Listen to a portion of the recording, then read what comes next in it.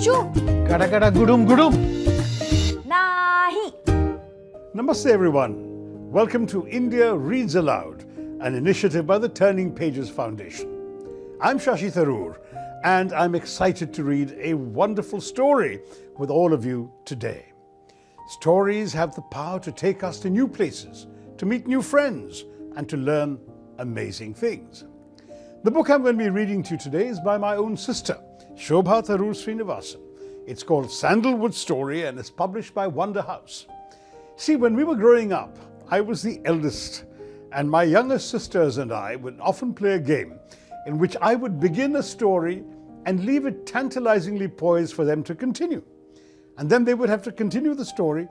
They would each stop and the other one would continue. They would come back to me and I would take the story in a different direction and they'd have to pick up the threads. It was a lot of fun.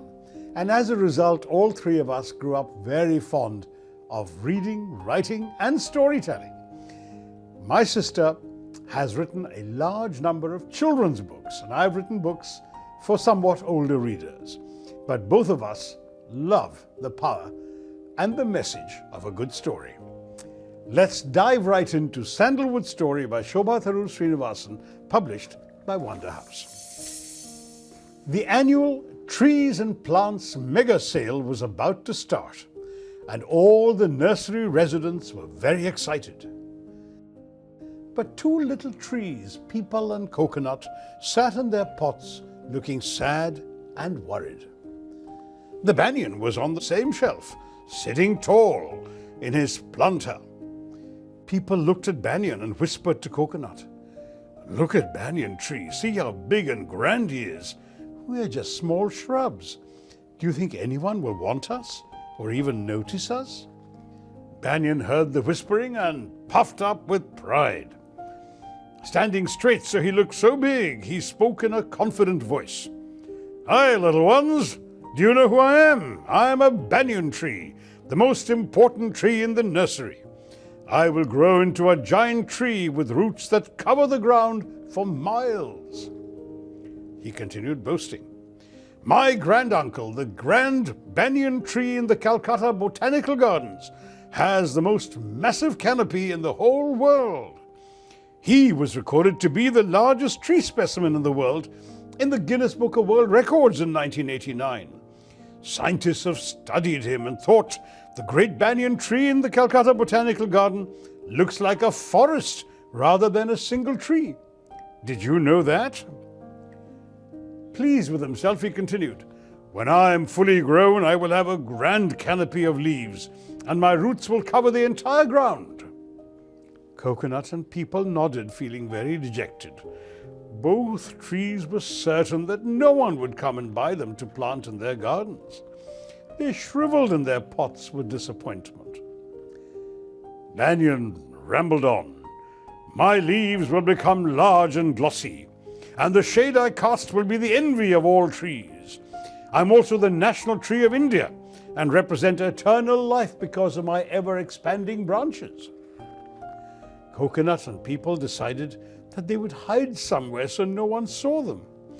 It would be better than being overlooked and ignored.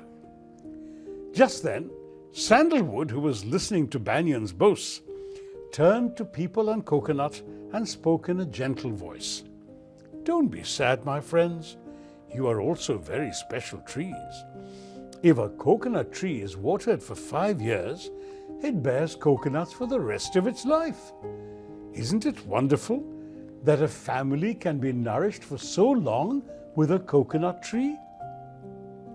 "Coconuts are called kalpavriksha, or the wish-fulfilling tree," Sandalwood added, "because coconut trees produce so much and so many things.